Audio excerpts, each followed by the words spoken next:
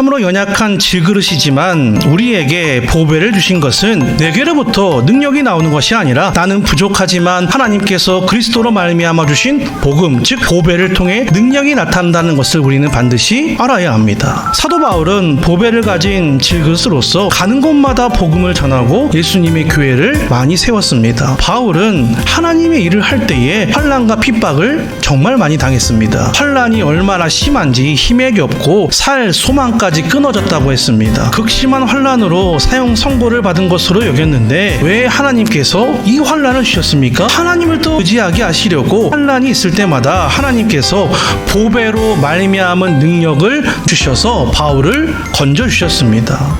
여러분, 계획하신 모든 일들이 다 잘 되십니까? 늘 만사형통하십니까? 인생 살아가는 게 참 어렵고 특출나게 자랑할 것도 없고 또 뭐 좀 해보려고 하면 하는 것마다 잘 안 되고 왜 우리에게 이런 고난을 많이 주셨을까요? 왜 나에게 알 수 없는 힘든 일을 많이 주셨습니까? 하나님을 의지하게 하려고, 하나님 더 의지하게 하려고 우리 인생 가운데 고난과 어려움을 주셨습니다. 나 자신을 의지하지 말고 죽은 자를 다시 살리시는 하나님만 의지하게 하시려고 우리에게 고난과 어려움을 주셨습니다. 물처럼 위대한 하나님의 종도 미처 깨닫지 못한 것이 있었습니다. 바울은 자신에게 있는 육체의 가시를 위해서 무려 3번이나 기도하는데 하나님의 응답이 무엇입니까? 거절이었지요. 바울은 선한 목적을 가지고 자기 육신의 건강을 위해서 3번이나 기도했습니다. 하나님께서 그의 수고를 기억하셔서 들어주실 수도 있지만 하나님은 바울의 기도를 바울의 방법이 아니라 하나님의 방법으로 들어주셨습니다. 하나님의 방법으로 바울의 기도를 들어주셔야 자기의 약한 것을 깨닫고 하나님을 더 의지할 것을 알고 계셨기 때문에 제 가시를 그에게 주셨습니다. 하나님께서는 우리가 기도할 때 거절하는 법이 없으십니다. 그러나 누구의 방법으로 기도를 들어주십니까?